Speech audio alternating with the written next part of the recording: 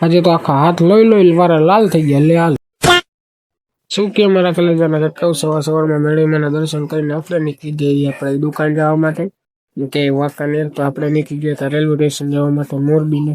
હવે મોરબીના સ્ટેશને જવાનું તો આપણી પાસે ફૂલ ટાઈમ હતો એટલે હાવ નિરાતે જતા તો આપણે સ્ટેશનમાં પહોંચ્યો તો જોયું પછી ટાઈમ હતો ઘણો. તમે કીધું હાલો રેડી આપણે ટાઈમ પર જ પહોંચ્યા છીએ, વાંધો નથી આવીનું. તો 3 જણા ભાગીને જતા. મેં કીધું શું થયું પછી વળી આપણે એ બધું ટેન્શન મેકીને પહોંચી ગયા વાંકાનેર સ્ટેશનમાં હે પણ ટાઈમે. તો મેં કીધું આજે ટાઈમે પહોંચી ગઈ તો કાં દુકાન ભેરા થાય કે કામ ધંધો તો કરવો પડે. તો વેગે દુકાને આવીને બનાવવા માંડ્યા જ ચા, કેમ કે આપણે તો ચામાં જ હાલી, બીજા સમયમાં તો હાલવાના નથી. કેમ કે આપણને ચા બનાવતા સિવાય કાંઈ આવડતું જ નથી. હા ચા બનાવતો તો સામે કૂતરું. મેં કીધું ચા પીશે પણ ન પીધી, ભાઈ વયું ગયું.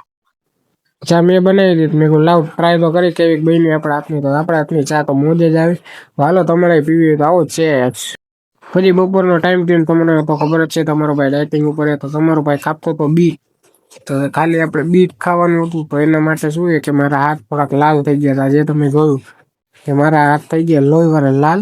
આય બાઈગન પડી. कैसे कैसे लोग रहते हैं यार यहाँ पर. साला तुमको पागल कुत्ते का गाड़ी उठा के ले जाएगा बता रहे हैं हम. લોહી વાળા હતા, બીટ વાળા હતા. બીટ કાપતો તો પછી થઈ ગયો હાંજનો ટાઈમ. તો આપણે જતા સ્ટેશનમાં તો એમાં થેલો હાથમાં હતો ને જોયું તો અમે આપણો ભાઈબંધ એટલે કે ભવ્યભાઈ ભેગા થઈ ગયા. તો ભવ્યભાઈ સ્પેશિયલ આપણને મળવા સાયકલ લઈને આવ્યા. મેં કીધું ભાઈ તમારી BMW એટલે કેવું પડે હો. कुछ ज्यादा नहीं हो गया मतलब कुछ भी. પછી આવી ગયા લિફ્ટમાં પંખો થયો ને ત્યારે મને શાંતિ થઈ, નકર ગરમી થતી હતી ભાઈ. પછી ત્યાંથી પહોંચી ગયા પપ્પાની ફાઇટ કે કેમ કે પપ્પાની મજા નહોતી ને રાતે વળી ટાઈમ થયો તો વળી માલગાડું નીકળ્યું ત્યાંથી. તે વળી બાલગાડ જોયું તો માલગાડું જતું હતું સુમે સુમ. મેં કીધું સુમે સુમ તો એમ જાય છે. પછી ટાઈમ જોયો તો ટાઈમ થયા હતા 12:30.